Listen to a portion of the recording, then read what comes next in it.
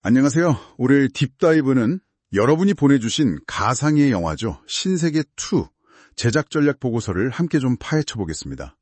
원작 신세계가 남긴 그 강렬한 인상, 다들 기억하시죠? 골드문 회장이 된 이자성, 그의 앞날은 어떻게 될까? 이런 상상 많이 해보셨을 텐데요.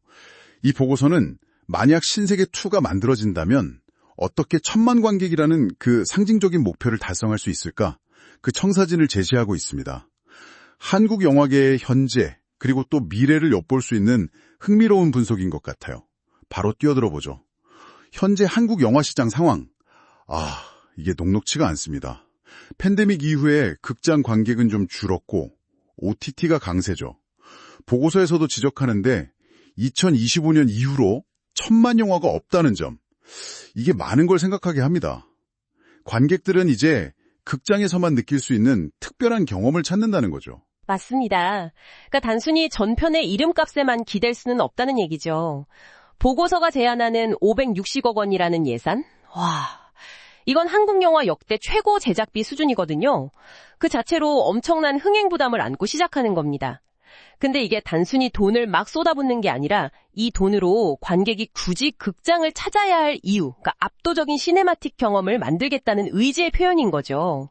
어떻게 보면 침체된 시장의 판도를 확 바꿀 어떤 신호탄이 되겠다, 이런 야심이 보입니다. 그렇다면 그 관객을 극장으로 이끌 만한 경험, 구체적으로 어떤 모습일까요? 원작의 그 강점이었던 느와르 분위기는 가져가면서 뭔가 새로움을 줘야 할 텐데요.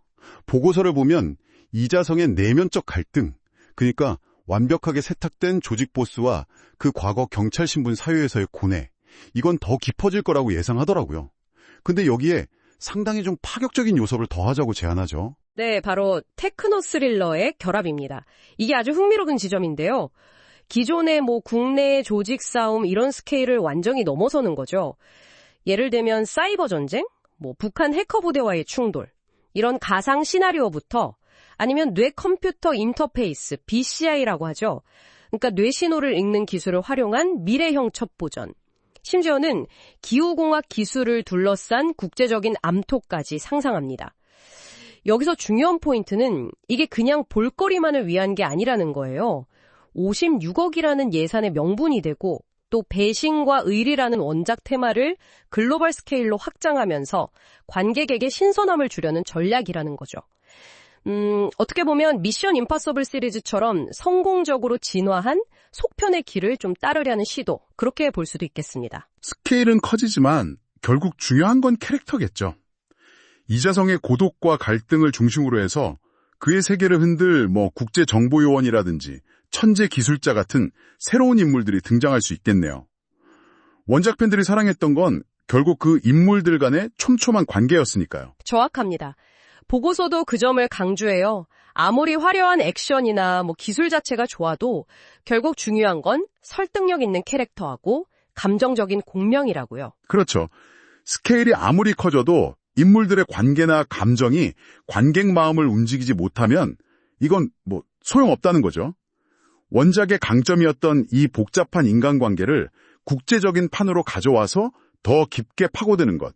이것이야말로 여러 번 극장을 찾게 만드는 소위 N차 관람의 핵심 동력이 될 거다, 이렇게 보고 있습니다. 그럼 그 560억 예산 구체적으로 어디에 쓰이는 걸까요? 보고서를 보니까 첨단 기술 투자를 상당히 강조하던데요. 가상 프로덕션, 그러니까 LED벽을 활용한 촬영 방식이나 AI를 시나리오 분석, 후반 작업 효율화에 쓴다는 내용이 좀 눈에 띄더라고요. 네, 그 기술들이 단순히 시각적 완성도를 높이는 걸 넘어서요, 제작 효율성까지 가져올 수 있습니다.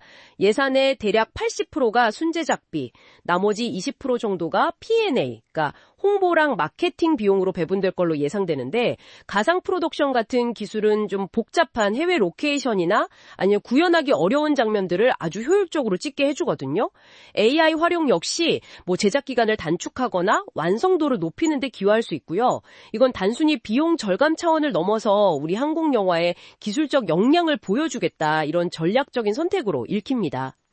영화 흥행만으로는 이 막대한 예산을 회수하기 어려울 수도 있다, 이런 지적도 있었죠. 그래서 멀티 플랫폼, 즉 OSMU 전략이 필수적이다. 이런 얘기고요. 그렇습니다. OSMU, 원소스 멀티 유즈. 영화 한 편으로 딱 끝나는 게 아니고요. 신세계라는 IP, 그러니까 지적재산권을 활용해서 웹툰이나 스핀오프 드라마 시리즈, 예를 들면 뭐 정청의 과거 이야기 같은 거요. 그리고 게임, 굿즈 등으로 계속 확장하는 거죠.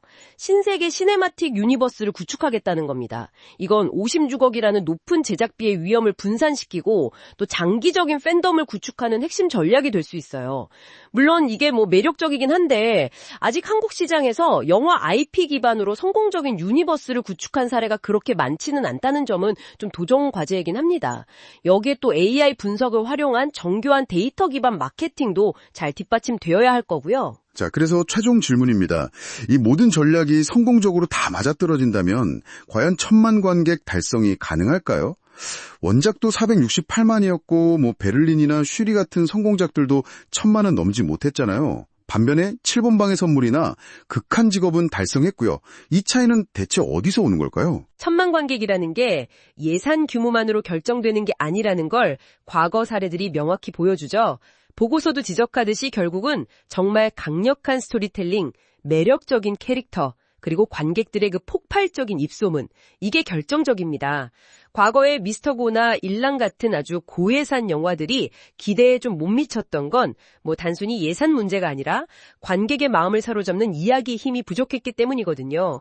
신세계2가 성공하려면 원작의 강점인 그 깊이 있는 캐릭터 드라마에 테크노 스릴러라는 새로움, 그리고 압도적인 시각적 경험을 얼마나 잘 녹여내느냐, 여기에 달렸습니다.